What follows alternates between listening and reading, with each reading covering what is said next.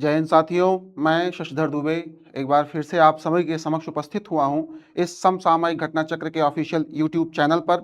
जैसा कि आप जान ही रहे हैं कि यूपी ट्रिपल एससी से जो लोअर की भर्ती होनी है उसकी परीक्षा की तिथियां घोषित हो चुकी है। आप अपनी तैयारी को भी अंतिम स्वरूप दे रहे होंगे, कहीं ना कहीं से अब बिल्कुल हर एक चीज को फाइनलाइज कर रहे होंगे कि किसी भी तरीके से हमसे कोई भी प्रश्न ना तो छूटे, ना तो हम परीक्षाओं में जब बैठे तो वहां पर भूले। आपके इसी प्रयास में हम भी एक कदम आगे चल रहे हैं और उस प्रयास में एक सहयोगी की भूमिका में बढ़ना चाहते हैं। इसीलिए ये जो हमारा ये अभिनूतन प्रयास है, ये इसी बात को लेकर के है। यहाँ पर हमने क्या कर रखा है कि आप जो कुछ पढ़ रहे हैं ये तो बहुत अच्छी बात है, साथ ही साथ हमारा क्या उद्देश्य है कि उन पढ़ी गई चीजों पर कहीं से भी आपके मन में कोई विस्मरण ना होने पाए, कहीं कोई चीज भूल या भटकाव ना होने पाए। इसीलिए बहुत ही थोड़े समय में, बहुत ही सीमित समय में सारी चीजों का एक ओवरऑल उस पर हम अपनी दृष्टि डाल लें, एक रिवीजन कर लें। इस बात को लेकर के हम लोग यहाँ पर बिल्कुल एक इस बैच का फॉर्मेशन हुआ है। तो ठीक है, इन्हीं सब उद्देश्यों को लेकर के कि हम भी आपके एक सहयोगी के रूप में भी भूमिका निभाएं। यद्यपि कि ये पूरी फुल लेंथ क्लास नहीं है, बहुत बड़ी छूट नहीं होती है इसमें कि हम तमाम हर एक चीज के बिल्कुल डिस्क्रिप्शन फॉर्म में जाकर के चीजों को पढ़ाएं, लेकिन फिर भी हम प्रयास करेंगे कि कहीं ना कहीं से उन तमाम चीजों को, उन तमाम प्रश्नों के रूप में एक प्रश्नोत्तरी चला करके, जिनसे कि हर उस प्रश्न को चुन चुन करके आपके सामने ले आएं, ताकि बिल्कुल आपके स्मरण में चीजें स्थापित रहें, कहीं से भटकने ना पाए, ताकि आप अपने परीक्षा के जो प्रश्न हैं उनका बिल्कुल सटीक उत्तर दे पाएं और उसका पूरा पूरा अंक आप अपनी सफलता में जोड़ सकें। तो ठीक है भैया, आइए हम लोग आगे बढ़ते हैं। यहाँ पर सामान्य हिंदी को लेकर के मैं आपके साथ रूबरू हो रहा हूं। तो सामान्य हिंदी में आपने सिलेबस देखा ही होगा, उसका जो पहला ही चैप्टर है वो पत्र लेखन को लेकर के है, और उसके बाद फिर उसमें तमाम व्याकरणिक कोटियों से वो पूरा का पूरा सिलेबस भरा हुआ है। तो उन तमाम व्याकरणिक कोटियों में बहुत सारा भेद और उपभेद न करते हुए सीधे सीधे हम प्रश्नोत्तरी के माध्यम से आपको पूरा पूरा रिवीजन कराने का प्रयास करते हैं, जितना ही कम समय में संभव हो सके। तो ठीक है, आइए हम लोग आगे बढ़ते हैं। और यहां पर देख सकते हैं, ये आपको एक एक प्रश्न के रूप में आपको मिल रहा होगा। ये एक स्क्रीन पर जो आप देख पा रहे हैं, यह एक प्रश्न है। बस थोड़ा सा प्रारूप इसका एआई का, चूंकि हर कोई इस्तेमाल कर रहे हैं, तो घटना चक्र ही कहां पीछे रहने वाला है। तो कहीं ना कहीं इस एआई के माध्यम से भी चीजें देखी जा रही हैं कि क्या कुछ अभी लर्निंग स्टेज में हम भी हैं, ये भी है, पर ये कहां तक आपके लिए उपयोगी होगा, इस चीज को देखा जा रहा। तो ठीक है, अब जैसे कि ये प्रश्न का एक रूप है और इसमें आपको ये बताना है कि पत्र लेखन के बारे में कौन सा विकल्प सही नहीं है। पत्र लेखन के बारे में कौन सा विकल्प सही नहीं है, इसकी चर्चा करनी है। तो चलिए हम लोग आगे बढ़ते हैं और यहां पर देख लेते हैं क्या कुछ लिखा गया है। जैसे यहां पर ए ऑप्शन आप देख रहे होंगे, ए ऑप्शन दिया गया है कि अपने से छोटों को पत्र लिखते समय, समापन या उपसंहार के समय तुम्हारा, तुम्हारी, शुभचिंतक, शुभाकांक्षी, हितैषी जैसे शब्दों से होना चाहिए। तो ठीक ही बात कह रहा है, इसमें कोई अतिशयोक्ति नहीं है कि जब हम उपसंहार करते हैं तो एक तरीके से बड़प्पन का भाव रखने के नाते हम शुभचिंतक ही हो सकते हैं, हम शुभाकांक्षी ही हो सकते हैं, हम हितैषी ही हो सकते हैं। तो ये जो पहला कथन है पत्र लेखन को लेकर के, ये बिल्कुल सही है। या अब इसको आप ऑप्शन के रूप में भी देख सकते हैं। अब इसी तरह से जो दूसरा बिंदु या बी ऑप्शन है, अगर इसमें ही आप देखें तो लिखा गया है, पिताजी, माताजी और अन्य बड़े लोगों के लिए पत्र में आदरणीय, पूज्य जैसे शब्दों से प्रशस्ति होनी चाहिए। निश्चित रूप से अगर हमसे बड़े हैं और प्रशस्ति का मतलब एक तरीके से प्रशंसा का भाव मन में हमने रखा हुआ है, तो कहीं ना कहीं से आदरणीय और पूज्य जैसे शब्दों का प्रयोग करना चाहिए। एक बात और यहीं पर स्पष्ट कर दूं कि जैसे पूज्य शब्द है, जैसे पूज्य शब्द है, पूज्य, ठीक है, पूज्य, अगर पूज्य शब्द है, इसमें अगर अनियर प्रत्यय जुड़ जाता है तो ये कहीं ना कहीं से पूजनीय बन जाता है। पूजनीय, कई बार आपसे त्रुटि कराने के चक्कर में या आपका वर्तनी शुद्धि को लेकर के भी ये प्रश्न बनता ही रहा है। तो वर्तनी शुद्धि में ये प्रश्न हो सकता है पूजनीय, ठीक है ना, पूजनीय। अगर इस तरह का देगा तो निश्चित रूप से ये गलत होता है, ये पूजनीय आपका सही है, ठीक है ना। तो ये वर्तनी दोष का मामला था, जो कि हो सकता है हम लोग कहीं ना कहीं आगे देखेंगे भी। इसी में आप देख सकते हैं जो सी ऑप्शन दिया गया है, ये क्या कहते हैं कि वैयक्तिक पत्रों में औपचारिकता नहीं होती है। वैयक्तिक पत्रों में यानी कि जो एक पर्सनल लेटर्स होते हैं उसमें बहुत ज्यादा औपचारिकता जैसे विषयों की बातें नहीं होती हैं कि हम ऐसे ऐसे शब्दों का चुनाव करें जो या तो सम्मान को अभिप्रेरित हों या शुभाकांक्षा को अभिप्रेरित हों, है ना। इस तरीके के बहुत सारा कहते हैं ना कि बहुत ज्यादा आप इसमें कोई फॉर्मेलिटी ना करें, जो आपकी मूल बात है वो बात कहिए, हम समझ रहे हैं और हमारी बातें आप तक पहुंचेंगी, तो ये बातें बिल्कुल ठीक है। तो यहां पर जो तीसरा भी ऑप्शन लिखा गया है कि जो पर्सनल लेटर्स होते हैं या वैयक्तिक पत्रों में औपचारिकता नहीं होती है, बिल्कुल सही बात कही जा रही। अब यहां पर डी ऑप्शन अगर आप देखिए तो डी ऑप्शन लिखा गया है कि सरकारी कार्यालयों में लिखे जाने वाले पत्रों में अभिवादन सादर नमस्ते लिखा जाना चाहिए।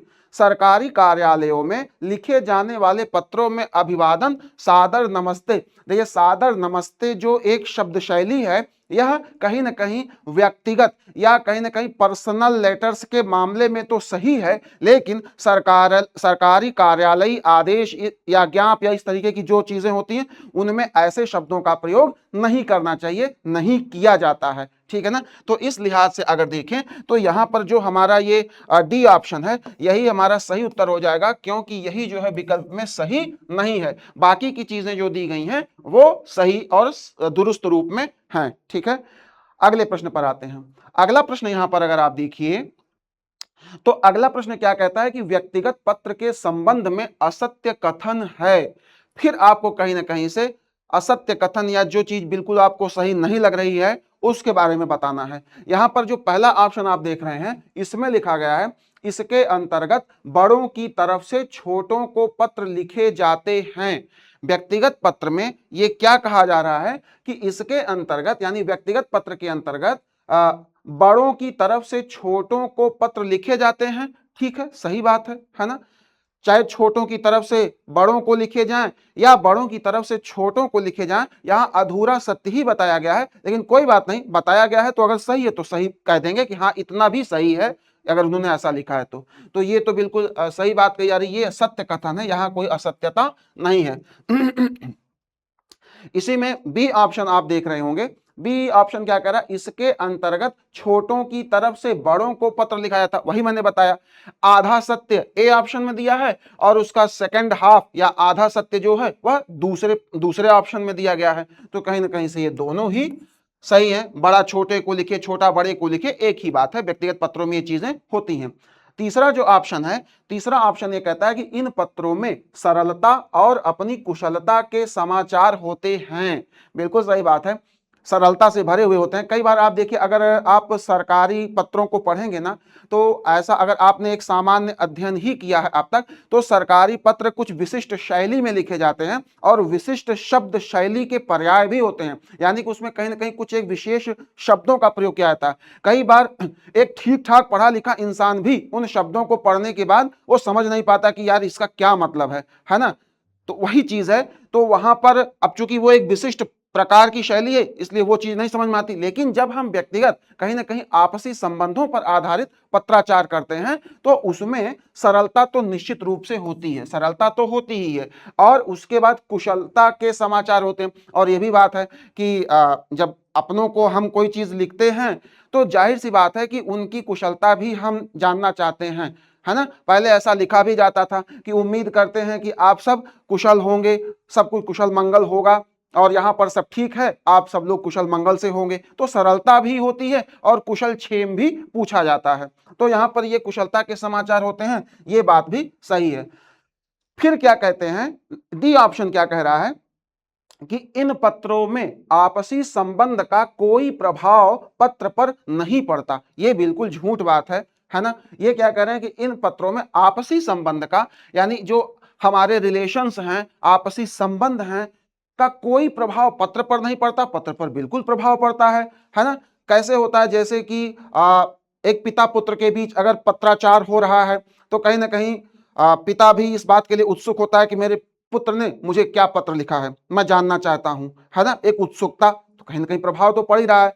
या पिता ने पुत्र को कोई पत्र लिखा तो कहीं ना कहीं पुत्र के मन में भी ये भाव रहता है, यहाँ तक कि जब कोई कन्या विवाह करके, ये बहुत पहले की बात मैं बता रहा हूं, अब जब से ये मोबाइल और डिजिटल इंडिया हो गया, यहाँ तक कि हम एआई के जमाने में आ गए हैं, तो ये सब बातें तो अब बिल्कुल कहानियों जैसी लगती हैं। लेकिन मुझे अच्छी तरह पता है कि हमारी बुआ की शादी 1993-92 में हुई थी, तो उस समय पत्राचार होता था। तो जब बुआ के यहाँ से पत्र आता था या यहाँ से बुआ के यहाँ पत्र जाता था, तो पूरा घर परिवार एक साथ बैठ करके ये जानना चाहता था कि बुआ ने आखिर क्या लिखा है, अपने यहाँ का क्या हाल चाल बताया है और वो यहाँ से क्या जानना चाहती हैं। फिर वो एक अंतरदेशी पत्र आता था नीले कलर का, फिर उस पर लिख करके फिर हम लोग क्या करते थे, पोस्ट करते थे पोस्ट ऑफिस में जाके। तो ये चीज होती थी और इसमें बड़ी, मतलब ये तो बिल्कुल झूठी बात है, कोई प्रभाव नहीं पड़ता। प्रभाव इतना पड़ता है कि पूरा परिवार ही उस पत्र को पाने के बाद इकट्ठा हो जाता है। अब यहीं पर प्रभाव कहाँ नहीं पड़ता है, जैसे बहुत सारे सरकारी कार्यालयों में जो कागजी कार्यवाहियां होती हैं, उसमें पता लगा कोई पत्र आया है, अब अगर कोई प्रेशर क्रिएट कर रहा है ऊपर से, तब तो हो सकता है शायद उस पत्र को हम संज्ञान में लेकर के उस पर काम जल्दी कर दें, या मेरे मन में बहुत बड़ी कर्तव्य निष्ठा की भावना हो तब हम उसमें कर दें। तो इस तरीके की चीजें होती हैं, लेकिन बहुत ज्यादा उससे मन का लगाव नहीं होता। वहां पर एक कर्तव्य भावना तो होती है, लेकिन मन का कोई लगाव उस तरीके का नहीं होता है, ठीक है ना। तो यहां पर कोई प्रभाव नहीं पड़ता है, ये बिल्कुल गलत बात है ना, असत्य बात है, और इसीलिए हमारा ये जो डी ऑप्शन है यही सही हो जाता है, ठीक है भैया। और यहां पर देखिए आपको एक कुछ इस तरीके का भी लिखा मिल जाएगा कि प्रिय पापा, अब ये एआई का कमाल है, इसको हम लोगों ने नहीं किया, लेकिन एआई ने अपने तरीके से यहां पर लिख दिया है कि जैसे प्रिय पापा, सादर चरण स्पर्श। अब देखिए सादर चरण स्पर्श या सादर नमस्ते जैसी बातें कहां पर होती हैं, व्यक्तिगत पत्राचार में, है ना, पर्सनल जब चीजें होती हैं। यहां मैं कुशल से हूं, देखिए कुशल क्षेम भी पूछा जा रहा है, यहां मैं कुशल से हूं और आशा करता हूं कि आप अभी स्वस्थ होंगे, यानी अगले के कुशल क्षेम के बारे में भी आशा की जाती है या फिर जानकारी पाने का प्रयास किया जाता है। कॉलेज की पढ़ाई अच्छी चल रही है, अब यहां पर कॉलेज थोड़ा गलत दिखा, यहां पे चंद्र बिंदु नहीं लगाना चाहिए था, ठीक है। कॉलेज की पढ़ाई अच्छी चल रही है, चल रही है, देखिए यहां पर कुछ अशुद्धियां हैं, क्योंकि ये एआई का कमाल है तो ये रहेगा ही। आपके आशीर्वाद और मार्गदर्शन से सब कुछ ठीक है, जल्द ही मिलने की आशा है ना, आपका आदित्य, इस तरीके से करके। तो खैर ठीक है, आगे हम लोग अपने अगले प्रश्न पर आते हैं भैया। यहां पर देखिए आपको एक और पत्राचार से रिलेटेड एक और मैटर आपको मिल जाएगा, एक क्वेश्चन के रूप में है कि गंदगी की समस्या से पीड़ित मोहल्ले वासियों की ओर से नगर पालिका अध्यक्ष को लिखा गया पत्र निम्नलिखित में से किस श्रेणी के अंतर्गत आएगा। ये आपको बताना है कि यह किस श्रेणी के अंतर्गत आएगा। प्रार्थना पत्र है, आवेदन पत्र है, व्यापारिक पत्र है या शिकायती पत्र है। क्या कह रहे हैं कि गंदगी की समस्या, जब भी समाज में किसी भी प्रकार की अगर समस्या उत्पन्न होगी, भले ही वह गंदगी की समस्या क्यों ना हो, तो जो उसके सक्षम अधिकारी होंगे, उस समस्या के निराकरण के लिए कोई संगठन होगा, कुछ सक्षम अधिकारी होंगे, तो हम जब उनसे कोई पत्राचार करते हैं और किसी समस्या को लेकर के पत्राचार करते हैं, तो हम या तो वहां पर प्रार्थना तो किसी सुविधा को पाने के लिए किया जाता है कि हम आपसे प्रार्थना करते हैं कि आप हमारी फीस की माफी कर दीजिए, है ना, या फिर इस तरीके का, तो सुविधा के पाने में प्रार्थना पत्र का काम तो होता है। लेकिन अगर हमको किसी समस्या के निराकरण के लिए कुछ पत्राचार करना है सरकारी स्तर पर, तो हम किसका प्रयोग करते हैं, शिकायती पत्र का प्रयोग करते हैं। किसका करेंगे, शिकायती पत्र का प्रयोग करेंगे, ठीक है ना। तो यहां पर हमारा डी ऑप्शन सही हो जाता है। बाकी प्रार्थना पत्र, आवेदन पत्र और व्यापारिक पत्र चीजें नहीं है, हालांकि इनके भी अपने अपने अलग अलग उद्देश्य हैं, ठीक है। प्रश्न के सापेक्ष यहां पर हमारा डी ऑप्शन सही हो जाता है। और आगे हम लोग बढ़ते हैं, तो यहां पर देखिए एक और पत्र से जुड़ा हुआ मामला आपको दिख जाएगा। क्या करें कि आत्मीयता के संस्पर्श से युक्त पत्र है, आत्मीयता के संस्पर्श से युक्त पत्र है, व्यावसायिक पत्र, कार्यालयी पत्र, शासकीय पत्र, अर्धशासकीय पत्र, उपरोक्त में से कोई नहीं। ध्यान दीजिए, जब भी आत्मीयता, अभी अभी मैंने हम लोगों ने एक बातचीत की कि जिसमें बताया कि अगर कहीं हम काम कर रहे हैं, चाहे सरकारी चाहे गैर सरकारी संस्था में, और संस्थागत स्तर पर कोई पत्राचार हो रहा है, तो उस पत्राचार से जो मेरा बंधन होगा वो मेरे कर्तव्यों का बंधन होगा, यानी कहीं ना कहीं मैं अपने ड्यूटीज से बाउंड होकर के उन चीजों को बड़ी मुस्तैदी के साथ करूंगा, ठीक है ना। लेकिन हो सकता है कि उससे मेरी, उस पत्र से मेरी आत्मीयता ना हो, और आत्मीयता होनी भी नहीं चाहिए, आत्मीयता होनी नहीं चाहिए। क्यों? क्योंकि आत्मीयता होने पर फिर मेरे भ्रष्ट होने की संभावना भी बन सकती है। आत्मीयता होने पर मेरे भ्रष्ट होने की संभावना हो सकता है, मेरा किसी पत्र से बहुत लगाव हो गया और मैं वहां पर कुछ ऐसा व्यवहार कर जाऊं जो कि मुझे बिल्कुल नहीं करना चाहिए। तो शासन स्तर पर बैठ करके किसी भी पत्र से या कार्यालय स्तर पर बैठ करके किसी भी उस कार्यालय स्तर के पत्राचार में आत्मीय लगाव बिल्कुल नहीं रहना चाहिए। केवल कर्तव्य की भावना से प्रेरित होकर के वहां पर पत्राचार के साथ व्यवहार करना चाहिए। आत्मीयता का परिचय नहीं देना चाहिए, वो भ्रष्टाचार को पोषित करेगा। तो यहां पर देख सकते हैं, कह रहे हैं कि आत्मीयता यहां पर यहां क्या करें, आत्मीयता के संस्पर्श से युक्त जो पत्र होगा वह व्यावसायिक पत्र तो बिल्कुल नहीं होगा, क्योंकि यहां पर व्यावसायिक बातें होंगी। ठीक है, कार्यालय पत्र भी नहीं होगा, शासकीय पत्र भी नहीं होगा, अर्ध शासकीय पत्र भी नहीं होगा। तो उपयुक्त में से कोई नहीं, यहां पर कोई नहीं होगा। यहां पर अगर इसके उत्तर के रूप में हम देख भी सकते थे तो कहीं ना कहीं से जो व्यक्तिगत पत्राचार होता है, व्यक्तिगत पत्राचार, ठीक है ना, व्यक्तिगत स्तरीय पत्राचार में ही हम इस चीज को पाएंगे कि उसमें आत्मीयता का संस्पर्श हमें देखने को मिलेगा। आइए अगले क्वेश्चन पर आगे बढ़ते हैं। और अगला क्वेश्चन ये कहता है कि कार्यालयी आदेश, अगला क्वेश्चन क्या कह रहा है कि कार्यालयी आदेश सदैव प्रेषित होता है। कार्यालय आदेश मतलब कार्यालय के द्वारा दिया गया आदेश प्रेषित होता है। किसको प्रेषित होता है, यह देखिए, कनिष्ठ से वरिष्ठ को, यानी छोटा अधिकारी अपने बड़े अधिकारी को दे। फिर क्या करें, वरिष्ठ से कनिष्ठ को, यानी कि बड़ा अधिकारी अपने से छोटे अधिकारी को दे। फिर क्या करें, दोनों ओर से, यानी कि कार्यालयी आदेश चाहे छोटा अधिकारी बड़े अधिकारी को दे दे या बड़ा अधिकारी छोटे अधिकारी को दे दे, ऐसा हो सकता है क्या, आपसे पूछ रहे हैं सी ऑप्शन में। और डी ऑप्शन में क्या कह रहे हैं कि व्यक्तिगत रूप से वरिष्ठ में कनिष्ठ को, यानी कि अब वरिष्ठों का ही एक ग्रुप है, अब उन वरिष्ठों में भी उम्र वगैरह को लेकर के जो कनिष्ठ हो वो उनको देना उचित है। तो मतलब कार्यालयी आदेश सदैव कहां प्रेषित होते हैं, ये चीज आपसे वो पूछ रहा है। तो इसमें भैया देखिए, जब कार्यालयी आदेश दिया जाएगा तो छोटा बड़े को तो नहीं देता है ये बात गलत है, यानी ए ऑप्शन सही नहीं है, दोनों ओर से देता है। जब अब कह रहे हैं कि कनिष्ठ वरिष्ठ को नहीं दे सकता तो दोनों ओर वाली बात ही खत्म हो गई, तो इसका मतलब यहां पर सी ऑप्शन भी गलत हो गया। फिर क्या कह रहे हैं कि व्यक्तिगत रूप से वरिष्ठ में कनिष्ठ को, वरिष्ठों के किसी ग्रुप में उसमें जो सबसे छोटा देख लियो उसको दे दें, नहीं ये तो बहुत मतलब मतलब बिल्कुल गलत बात लग रही, ये भी नहीं सही है ऐसा होता भी नहीं है। तो यहां पर सही क्या होता है कि वरिष्ठ से कनिष्ठ को, यानी कि जो वरिष्ठ है, जो उच्च अधिकारी है, वह अपने निम्नतर अधिकारी या कर्मचारियों को इस प्रकार के कार्यालयी आदेश का संप्रेषण करता है और यही पद्धति सदैव पालित होती है, सदैव इसी का पालन किया जाता है। तो यहां पर ये हमारा सी ऑप्शन क्या होता है भैया, सही हो जाता है। अच्छा आगे आते हैं। आगे देखिए, आपको एक और पत्र से ही जुड़ा हुआ मामला देखने को मिल जाएगा कि परिपत्र, यानी कि सर्कुलर के बारे में पूछ रहा है।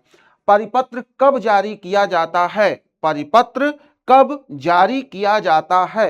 तो जैसा कि आप लोगों ने बहुत डिस्क्रिप्शन में ये सारी चीजें पढ़ा भी होगा कि पत्रों के कितने प्रकार होते हैं और उस हर एक प्रकार की अपनी क्या विशेषता होती है, उनकी क्या भूमिका होती है, किन स्थानों पर उनका प्रयोग होता है, किन के मध्य प्रयोग होता है, उनके हेडर में क्या चीज लिखी जाती है, उनके टेलर में क्या चीज लिखी जाती है, उनकी मिड बॉडी किस टाइप की होती है, ये सारी चीजें तो मैं ये मान के चलता हूं कि आप लोगों ने अपने पुस्तकीय अध्ययन में इसको अपने मस्तिष्क में बैठाया होगा। तो अब बस वही चीज चल रही है कि थोड़ा सा देख लीजिए क्या कुछ है, ताकि चीजें भूलने ना पाए, है ना। थोड़ा बहुत धूल हम भी झाड़ने का काम कर ही रहे हैं आपके जहां पर भी लगा हो। तो यहां पर देखिए कि परिपत्र कब जारी किया जाता है, तो इसके लिए ए ऑप्शन क्या कहता है कि संबद्ध या अधीनस्थ कार्यालयों के साथ पत्राचार के समय। संबद्ध या अधीनस्थ यानी कि कोई एक मेन बॉडी है, उससे जुड़ी हुई कोई उसकी संस्था है या उसके अधीन कार्य करने वाला कोई संस्था या कार्यालय है, तो उनके बीच जब पत्राचार होता है उस समय परिपत्र या सर्कुलर जारी किया जाता है। या बी ऑप्शन क्या कहता है कि बैठक में लिए गए महत्वपूर्ण निर्णयों को कार्यान्वित करने के उद्देश्य से, किसी एक बैठक हुई है उसमें कुछ एक महत्वपूर्ण निर्णय लिए गए हैं और उसके कार्यान्वयन के लिए उससे संबद्ध शाखाओं में परिपत्र जारी किया जाता है, ये बात सही है। या फिर सी ऑप्शन कह रहे हैं किसी अधिकारी की लिखित शिकायत प्राप्त होने पर लिखित शिकायत प्राप्त होने पर तो नहीं होता है, ये तो बिल्कुल आप अच्छे से समझते हैं, इसलिए यहां पर ये सी ऑप्शन गलत है।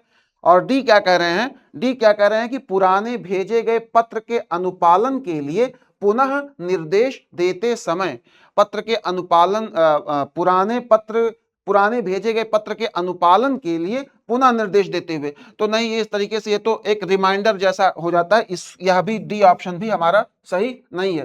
फिर क्या कह रहे हैं, संबद्ध या अधीनस्थ कार्यालयों के साथ पत्राचार के समय, नहीं, यह भी सही नहीं है, यह अलग टाइप का पत्राचार हो जाएगा। लेकिन जब हम सर्कुलर या परिपत्र की बात करेंगे तो उसमें क्या होता है कि बैठक में लिए गए महत्वपूर्ण निर्णय को कार्यान्वित करने के उद्देश्य से, यानी उद्देश्य इसका बिल्कुल स्पष्ट है कि कार्यान्वयन का उद्देश्य होता है परिपत्र में, तो यहां पर जो ये बी ऑप्शन है ये हमारा सही उत्तर हो जाता है, बी ऑप्शन।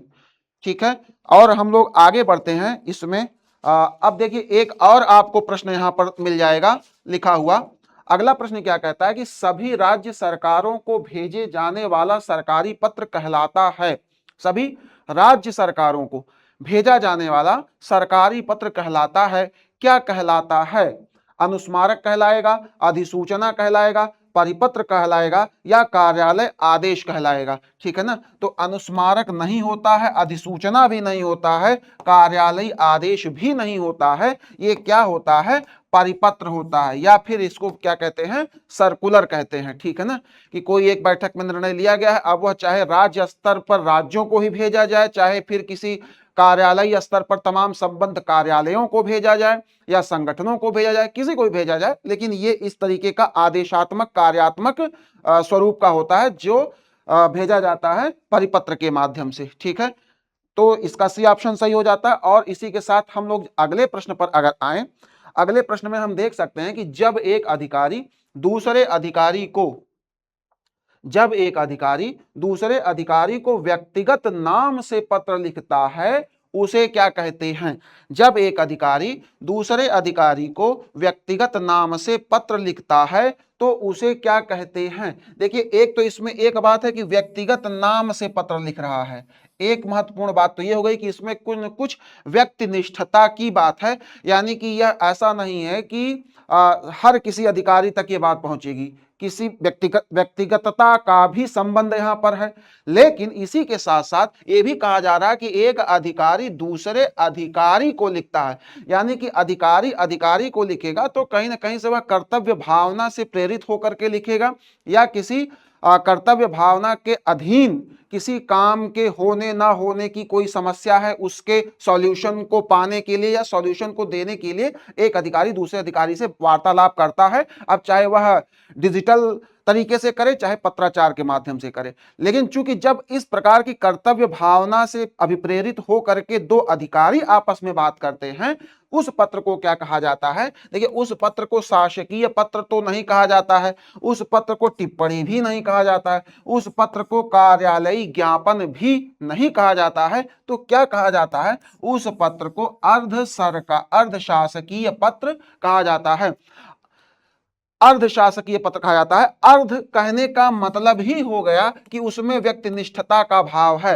यानी आधे तरीके से ही वो एक तरीके से शासकीय कार्य ही करना है। पर कई बार अधिकारी भी किसी समस्या के सॉल्यूशन में अपने आप को कहीं ना कहीं कुछ कमतर पा रहे होते हैं, या उनको कोई सुझाव चाहिए होता है अपने से बड़े अधिकारी से या फिर इस तरीके से, तो उस समस्या के सॉल्यूशन के लिए वो उनसे सुझाव वगैरह लेने के लिए पत्राचार का व्यवहार कर लेते हैं कि इसके माध्यम से हमको क्या करना चाहिए, हम क्या करें इस मामले में, ये चीज होता है। तो कहीं ना कहीं से ये अर्ध का जो भाव है, और वो व्यक्तिगत स्तर पर ही दो के ही मध्य होता है, या कभी कभी तीन भी हो सकता है, लेकिन बहुत सीमित संदर्भों में होता है, तो इसीलिए इसको अर्ध भी कहते हैं। और चूंकि शासकीय कार्यों को लेकर के ही पत्राचार किया गया होता है, कर्तव्य भावना से अभिप्रेत होता है, तो इसलिए शासकीय भी है, तो अर्ध शासकीय ये इस तरह का पत्र होता है।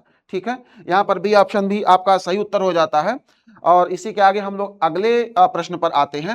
अगला प्रश्न देखिए क्या कहता है कि अधिसूचना के संदर्भ में कौन सा कथन गलत है, अधिसूचना के संदर्भ में कौन सा कथन गलत है, यानी कि तीन ऐसे कथन होंगे जो सही होंगे, कोई एक ऐसा कथन है जो इसमें गलत होगा। ठीक है ना, तो यहां पर देखिए पहला क्या लिखा गया है कि सामान्यतः यह गजट में प्रकाशित होता है। हाँ, निश्चित रूप से, सामान्यतः नहीं, निश्चित रूप से यह गजट में प्रकाशित होता है। अधिसूचना, अधिसूचना क्या है, वह गजट में प्रकाशित होता है।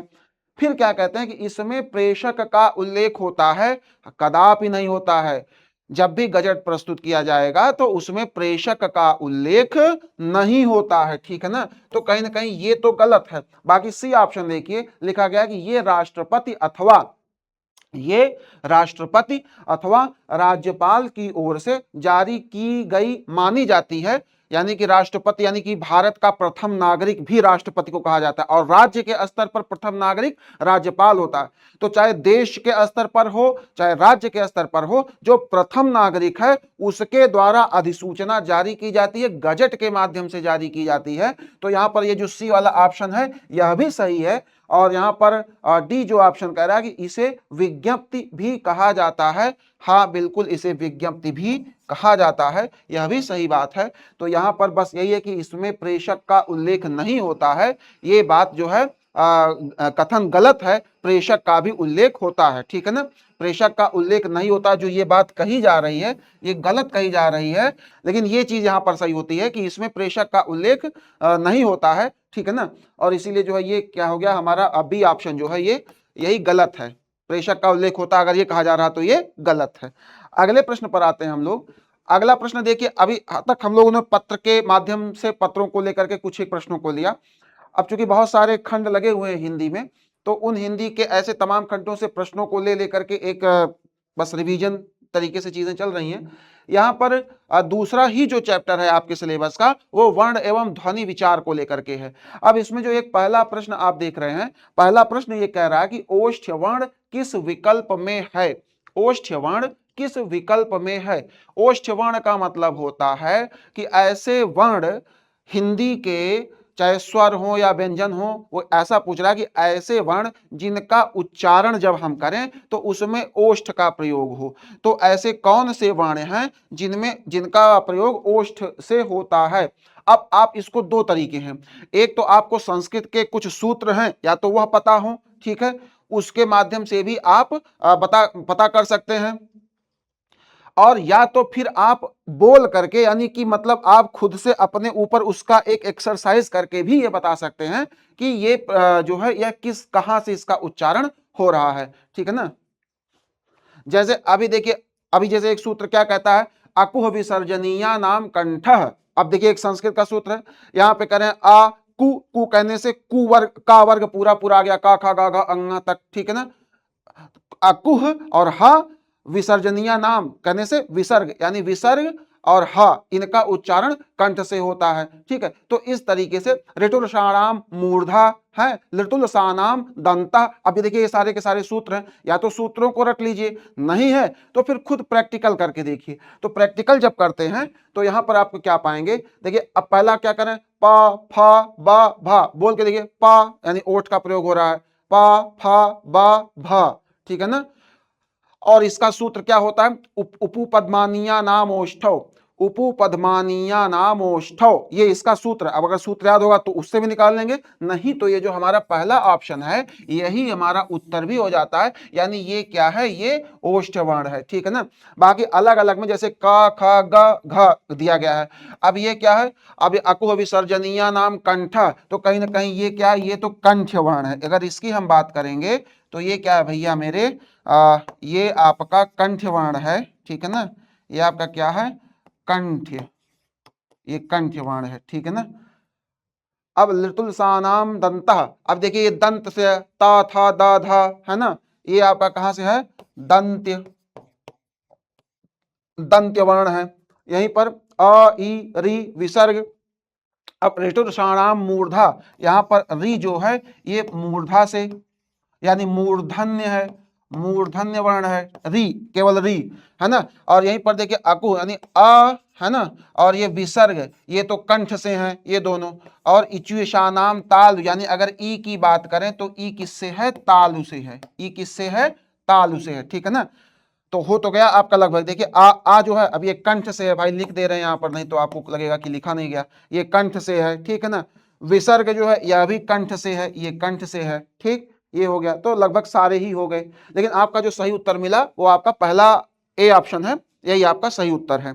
अगला प्रश्न आ गया, यानी कि उच्चारण स्थान से निकल करके फिर से हम वर्ण एवं ध्वनि विचार में आ गए हैं, लेकिन यहाँ पर प्रश्न का थोड़ा प्रारूप बदल गया है।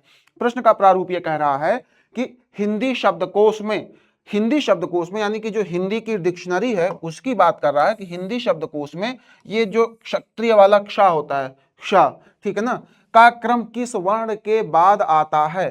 अगर इसको आप देखें तो आधा का धन खष्ठी शा, है ना, ये मिल करके ही हमारा यह संयुक्त वर्ण बनता है। संयुक्त व्यंजन के बारे में आप पढ़े होंगे, तो ये संयुक्त व्यंजन के अंतर्गत आता है। तो ये हमारा किससे बनता है? आधा का कहने का मतलब है ये स्वर विहीन व्यंजन है। ये जो का है इसका स्वर इससे अलग कर दिया गया है, अलग करते ही ये अर्ध का, यानी अब यह उच्चारण नहीं किया जा सकता। अगर अलग तरीके मतलब सेपरेटली अगर इसको उच्चारण करना हो तो आप नहीं कर सकते हैं, शब्दों के बीच में आने पर ही यह उच्चारणीय होगा, किन्हीं दूसरे शब्दों के स्वरों को साधने के बाद उच्चारणीय होगा। स्वयं में यह उच्चारणीय नहीं है, यद्यपि कि इसको लिखा जा सकता है, ठीक है। तो यहां पर अब ये तो ठीक, अब ये क्या कह रहे हैं कि हिंदी शब्दकोश में श यानी क्षत्रिय वाले श का क्रम किस वर्ण के बाद आएगा? तो भैया इसके बारे में आपका क्या मत है? यहां पर देखिए, अब देखिए का है और इसके बाद शा इसी से बनता है, तो कहीं ना कहीं से जैसे ही का की प्रॉपर्टी खत्म होगी उसी के बाद ही ये आपका क्षवर्ण आ जाएगा। तो कहीं ना कहीं से ये जो आपका ए ऑप्शन है ये आपका सही हो जाता है, बाकी ये नहीं है सही उत्तर प्रश्न के अनुसार।